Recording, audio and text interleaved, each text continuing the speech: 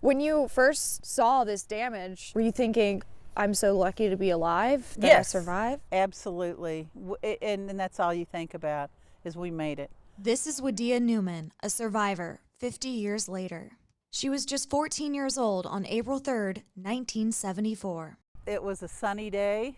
I remember it being very windy. I was playing my piano at the time, and I didn't want to be interrupted. When did you know that it was heading your house, and Well, when did it realize? my mother got more frantic, and she said, get in the basement. So I went upstairs, and my blinds were closed, and I lifted the blinds up and came face to face with a tornado. I looked up at the sky right above our house, and the clouds were spiraling into the tornado. And at that point, I said, that's going to be a direct hit. Wadia grabbed her sister Peggy and ran down the stairs into the basement. Then there was this strange tone that happened, and it went from ooh,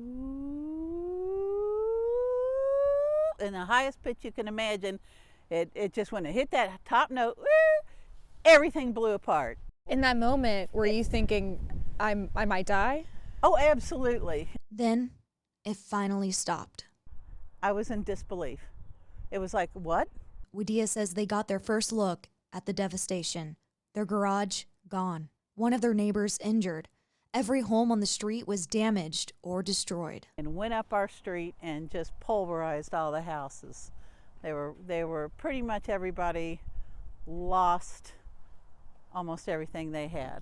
This street holds many survival stories, from a man hunkered down in a treehouse to a pregnant woman saved from her basement.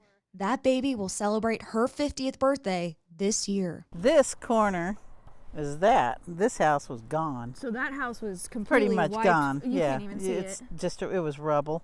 In the middle of the destruction, Wadia says they found the piano right where she left it. It was open to a page called Blow Winds. Didn't even know that song was in the book. That was still on the piano. Her home was lifted up and moved 4 inches. It had to be torn down and rebuilt, a project that later inspired her future career. We ended up doing a lot of the work, drywalling, staining. I'm an architect now. Her nightmares faded with time, and Wadia ended up living on the street for 50 more years. It brings back joy. Yeah, it does. When you go through something as traumatic as this and you come out with your life, that's all that matters. And every day is a blessing.